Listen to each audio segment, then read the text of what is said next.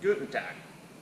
On this episode of the OM617 conversion series, we're going to be going over the removal of the factory power steering pump and bracket, and we'll be installing the Doomsday Diesel power steering and alternator bracket, as well as the aftermarket belt tensioner bracket. So grab yourselves some caffeine so you can stay with us through this long and wonderful process, and we'll get started. The first step in the removal process obviously is going to be disconnecting your lines if it's already in the truck. We've got that part done. We've got our vacuum line disconnected up here. So the next thing we're going to do is remove the fuel filter head. This is a 6mm socket head cap screw. One trick, if you can't get these suckers to pop loose, just get a nice long Allen wrench. Always make sure that wrench is fully seated, otherwise you're likely to round those heads out. Then you can take a wrench as a cheater bar, pop these guys loose. They'll make a nice popping sound when they break their C's. After that, they should come out really easy.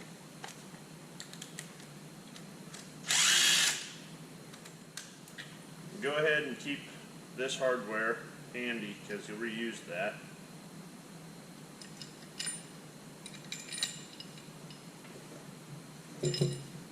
The next thing you need to pay attention to is this vacuum line.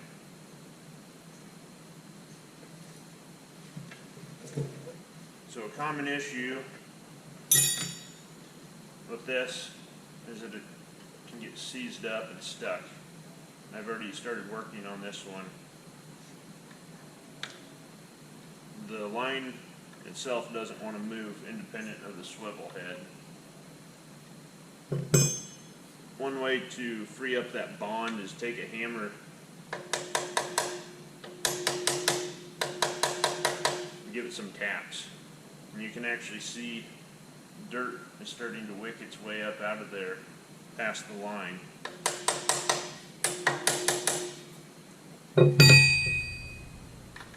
As I do that, I start to get some movement of this fitting. So I'm going to keep working on that.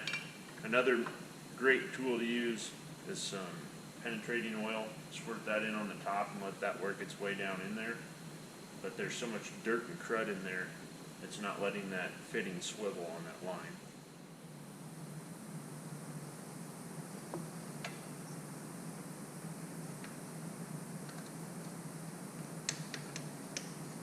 So as you can see, once that penetrating oil gets down in there, it really helps loosen things up. The next thing we're going to go to is the power steering bracket itself, and we'll just leave the pump attached. So you also have some socket head cap screws down in these cavities, so you can go ahead and remove those. We also have a series of 13mm headed bolts. There's two here on the bottom, on the side. And there's one more back here by the dipstick.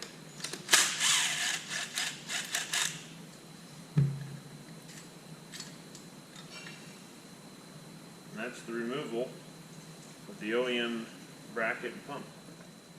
Now that you got everything removed, it's a good time to go ahead and clean everything up. You're going to want to get the gunk off around this fitting here on your vacuum pump. Chase your threads with a tap. We're going to be using these two threads here on top of the head, these two threads here on the block, as well as these two threads down here on the bottom of the block. Now the one thing I'm not going over on this video is the removal of the AC compressor that came with this engine, because it's not on here. Obviously it didn't come with one, but it's pretty similar. There's going to be a couple 13mm headed bolts. There's a pretty large bolt that goes through down here on the bottom, and then you have some lines clamping the compressor lines that you'll have to remove. So once we get all these threads here cleaned out, then we can begin the installation of our brackets. So the thread size in all these 6 holes is going to be 8 by 1.25. Now that we got all of our threads on our holes chased and cleaned out, we're ready to install our power steering pump bracket. We'll go over the 3VZE pump bracket first, and then we'll move on to the 22R bracket. So the design of the brackets is pretty much the same. You got a finger coming out on this side where the fuel filter head will mount to using the stock hardware. You have a mount on the top where the alternator can pivot. There's a mount here on the front at the idler pulley that's included with the bracket bolts too. Now that's welded with a gusset, but it's also bolted on from the back side. So that's a 19mm headed bolt on the back. The thread pitch is M12 by 1.75, so that gets torqued down to roughly 73 foot-pounds. So you can go ahead and when you receive your kit, you can Loctite that bolt in and torque it, which I've already done here. So at this point, we're ready to go ahead and install our bracket. So we're going to put it up here, and we'll put our bottom bolts in first. And we'll put our top bolts in.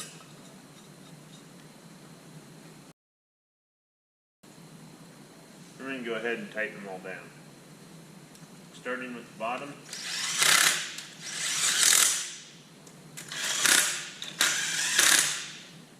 Now that we got our pump alternator bracket installed, we can go ahead and install our idler pulley.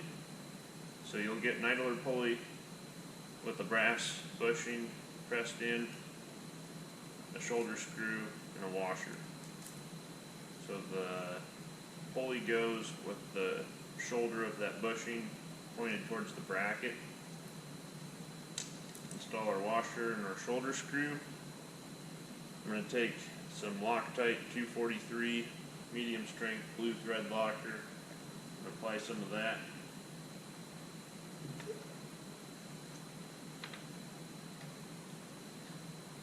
We'll thread this in. Now if you look up the torque spec on this shoulder bolt, it says 73 foot-pounds. It's a 6mm socket head cap screw.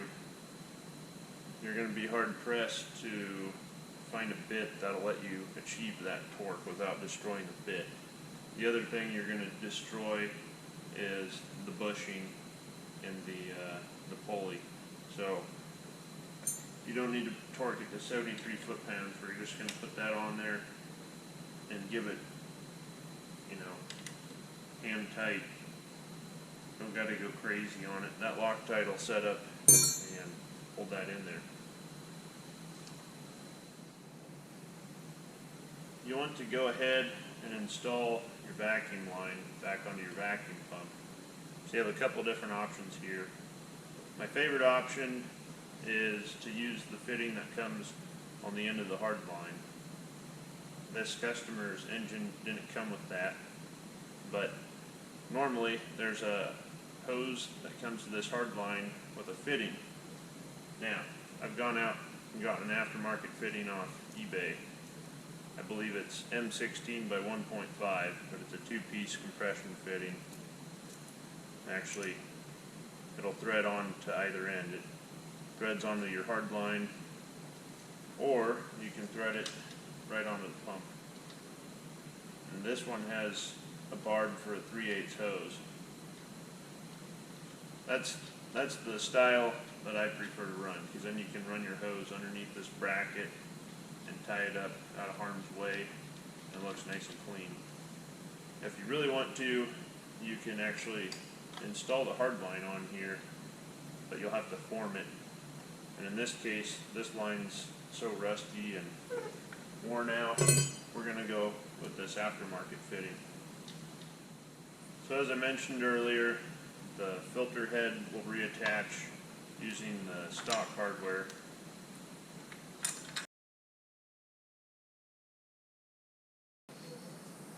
Now we're ready to install our Toyota V6 power steering pump. So the modification I make to allow this to work on the driver's side is I get this aftermarket banjo bolt that threads into our pump. Then it has a -6 AN fitting coming off that banjo bolt. What I can do then is create a -6 line to feed down into the gearbox. Then we can go ahead and mount this up with the factory power steering pump hardware, and our lines will actually just come right down here alongside the block. So the 22R power steering adapter bracket is the same in terms of the idler mount, the alternator mount, the filter head mount. The only difference is how the power steering pump attaches. So in this case, I've created a plate that mimics the block of the 22R, or the head of the 22R. That allows us to take the factory bracket and bolt it on. It also allows you to take a bracket like the trail gear bracket for their TC style pump and bolt it on. Everything lines up and you're not sitting here switching out brackets when you decide to go to a hydro assist or a full hydro setup. That's why I mimic the 22R side instead of just making a bracket that cradles the 22R pump itself. So you'll have supplied hardware come with the power steering bracket to attach to the factory pump cradle bracket. So we'll put that in there. It's a little tight to get all these bolts in there, but you can actually get to all of them with an impact driver if you have one. So at this point, we're ready to reinstall the bracket onto the block.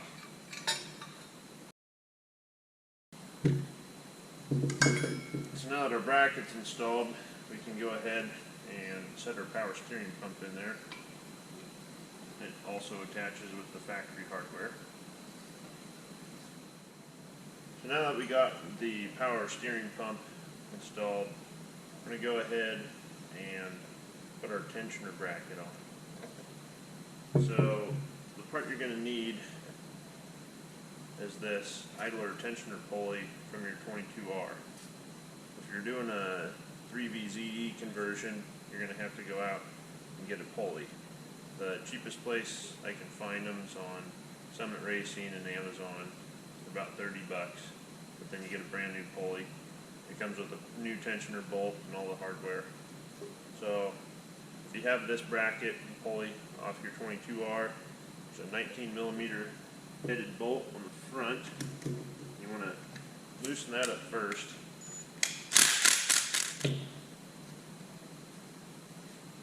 At this point, there's just the tensioner bolt left. It's a 12mm.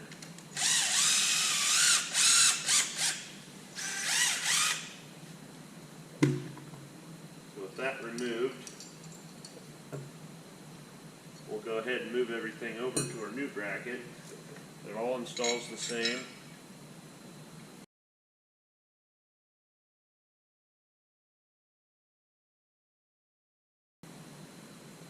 Then the bolt slides up through the bottom, just like the factory tensioner. So now we can install this on our engine. So there's 3 bolts that hold this on. The first one you want to put on is one of the little 8mm that goes into the block from the side. These holes are slotted to give you a little adjustment.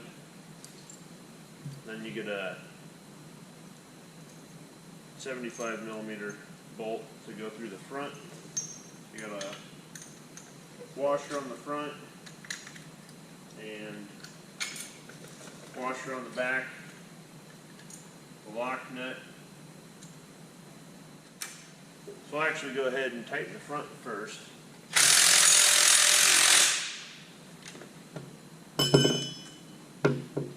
Then we'll come back, tighten the sides.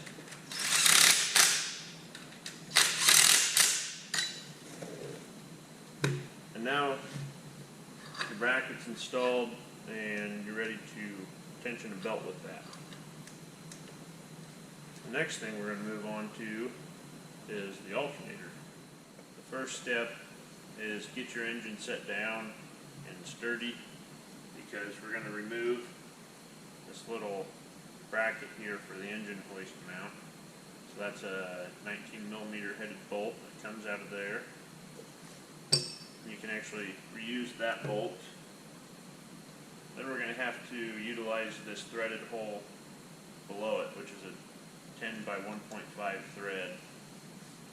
And those are usually fairly dirty, so you're going to want to blow that out with compressed air, get all that crud out of there, and then chase those threads, and you can see how much crap came out of that hole.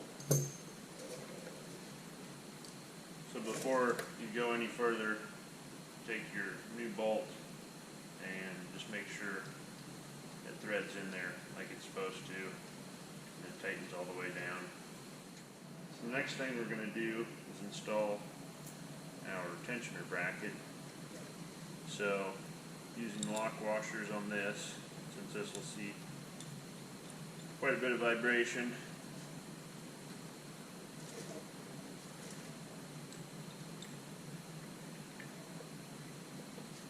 we'll go ahead and install that, tighten it down. Next thing we can do is work on our alternator. So this bracket is designed to use the AD series, Alpha Delta, either an AD 230 or an AD 244 from a newer 2000s GM vehicle. So what you want to get is the style that has a 4-pin plug, because you're going to get the tach signal wire in there. You can get a 230, which puts out about 130 amps or so, or you can get the 244, which is advertised at 145 amps.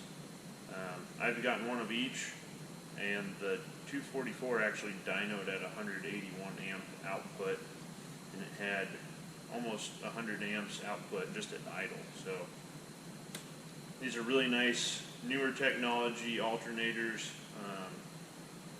light years ahead of a GM one-wire alternator, and a lot more reliable than the CS series.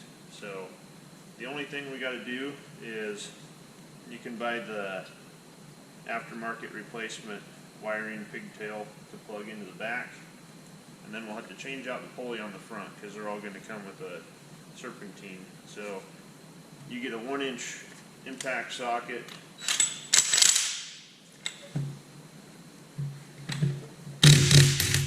zip the old socket or the old pulley off of there. We'll just set that aside. Then I go to Power Master. I get these on Summit Racing. It's a dual groove pulley. Comes with its own nut.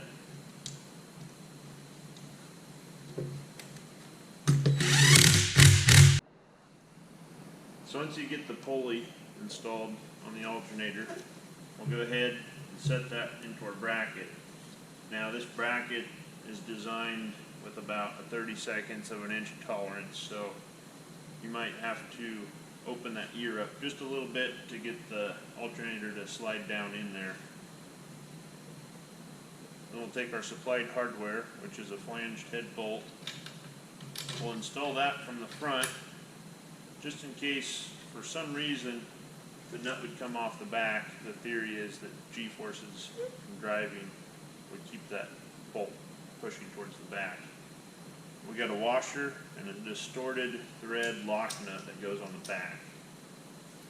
So that lock nut should have no chance of coming off the back. So our next step is to take the turnbuckle that's supplied with the kit, You get 2 fine thread 3/8 bolts. These are going to go into the turnbuckle without any washers.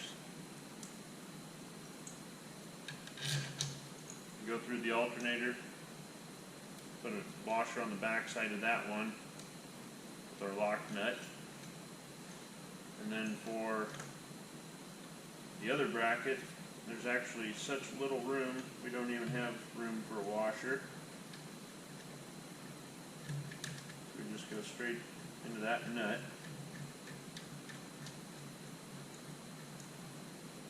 And now, we're ready to tighten our belts. I'm actually going to go over belt tightening in a separate video, as well as how to measure for belts and what combinations of accessories you can run. For now, I can give you a brief overview. You'll route your belt closest to the valve cover around all of your accessories, but not around the idler pulley. This belt will be tensioned by the tensioner pulley down here. Your other belt will only go around the crankshaft, the water pump, and the alternator, and it'll route back on the idler pulley. It will shoot straight down back towards the crankshaft. That outer belt is tensioned with the turnbuckle. You'll want to go ahead and tension the turnbuckle belt first and the tensioner pulley belt second. But like I said, we'll go over all that in a separate video in detail, as well as how to measure for your belts and different things we can do with all the accessories. So for now, that'll be a wrap for this project, and we'll see you next time.